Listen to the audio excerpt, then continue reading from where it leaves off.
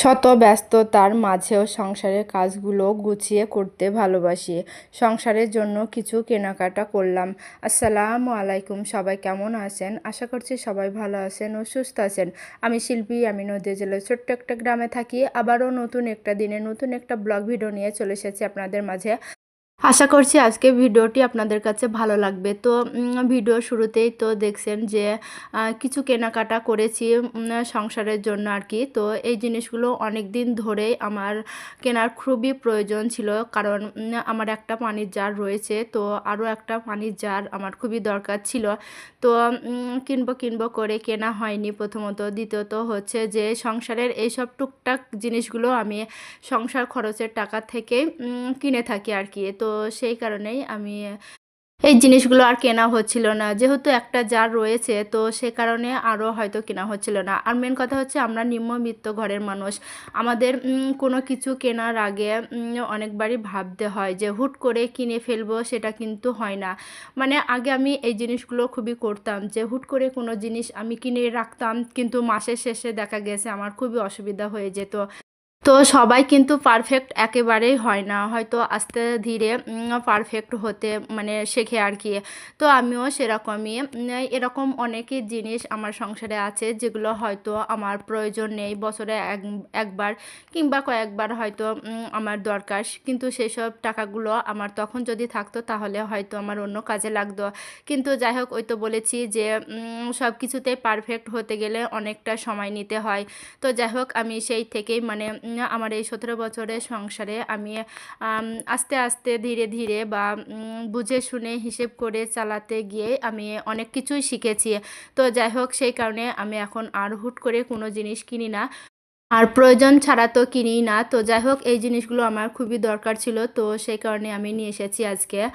আর এই তো আজকে মানে ওইগুলো আমি কালকে সন্ধ্যাবেলাতেই কিনে এনেছি।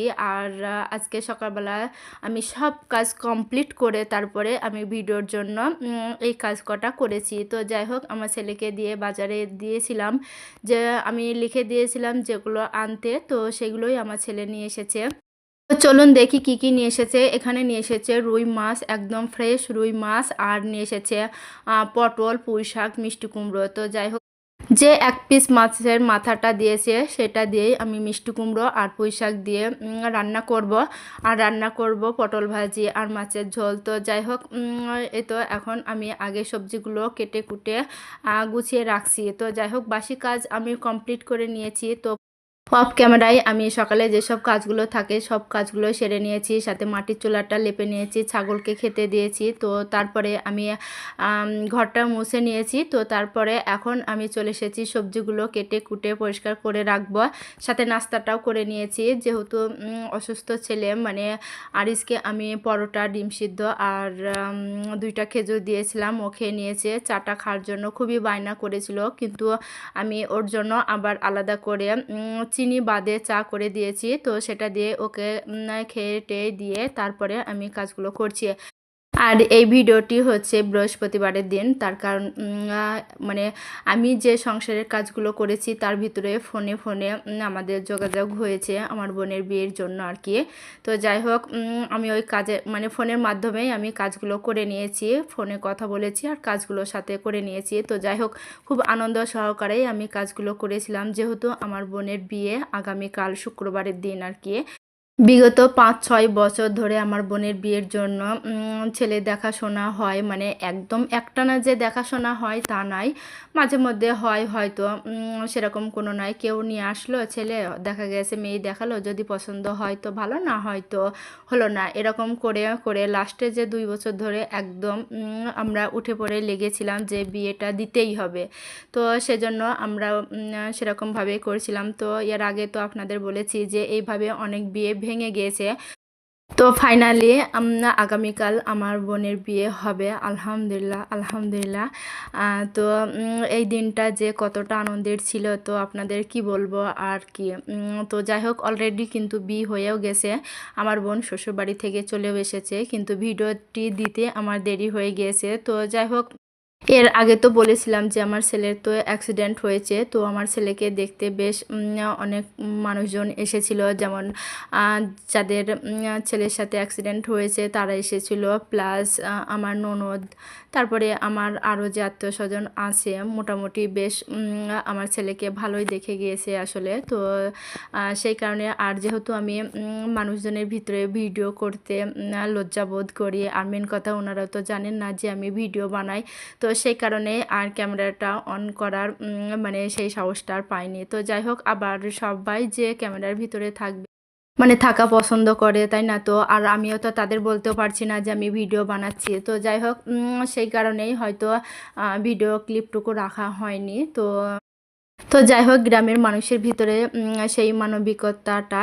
এখনও আছে। তো যাই হোক, পিছনে গল্প যাই করুক বা পিছনে যতই কথা বলুক আপনার নামে, কিন্তু সবার বিপদে সবাই বেশ পাশে থাকে। তো যাই হোক, সেই কারণে আমার ছেলের যখন অ্যাক্সিডেন্টটা হয়েছিল, তো সবাই আমার পাশে বেশ ছিল। তো যাই হোক, আমার পিছনে কিন্তু আমার কথা সবাই বলে আমি ভিডিও বানাই, তার জন্য আমাকে নিয়ে নিন্দা সবাই করে। তো যাই হোক, তবুও আমার পাশে ছিল ওই মানুষগুলোই। তো সেটা ভেবে বেশ ভালোই লেগেছে।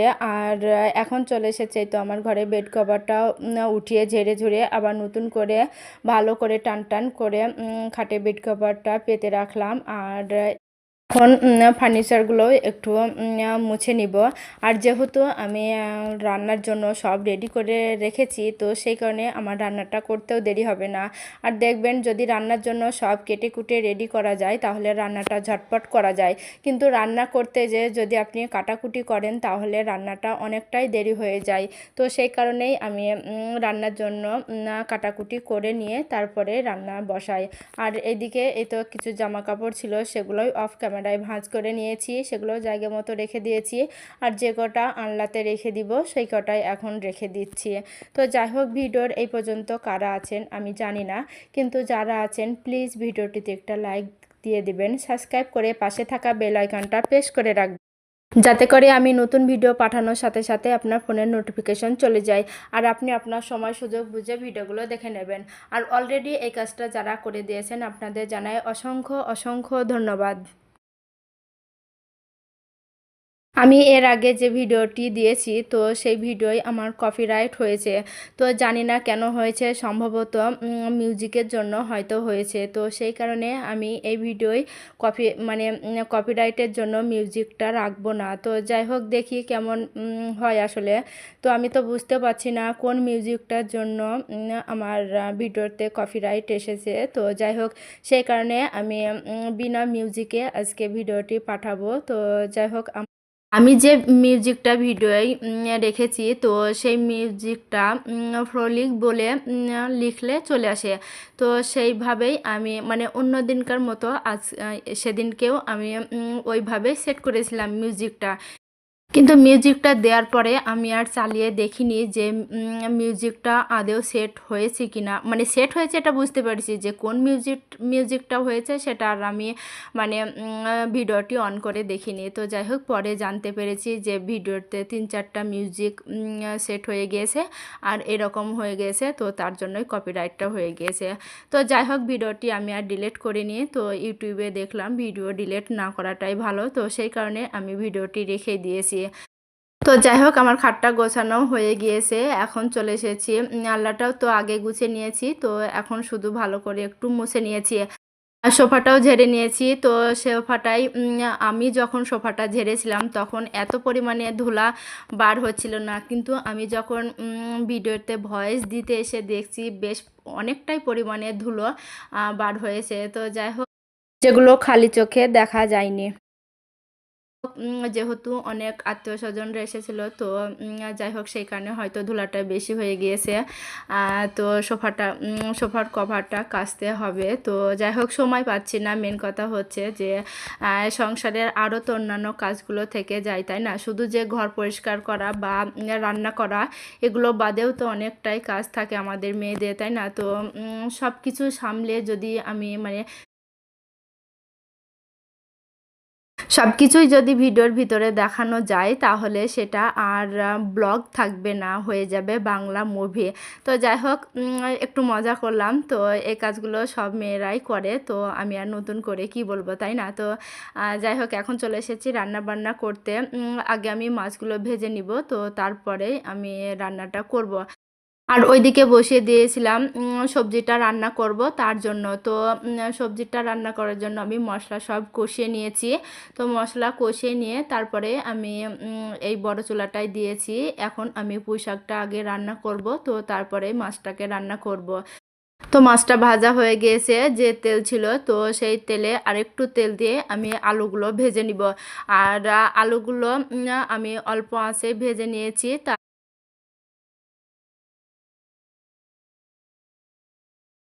প্রতিদিনের বেসিক যে মশলা থাকে তো সেগুলো সব দিয়ে আমি মশলাটা ভালো করে কষিয়ে নিয়েছি। তো তারপরে ঝোলের জন্য পানি দিয়ে ঝোলটা ফুটে উঠলে আমি মাছ আর আলু একসাথে দিয়ে দিয়েছি। তো যেহেতু আমি আলুটা 50% ভেজে নিয়েছি, মানে ভাজতে যেই আমার 50% সিদ্ধ হয়ে গিয়েছিল আলুটা।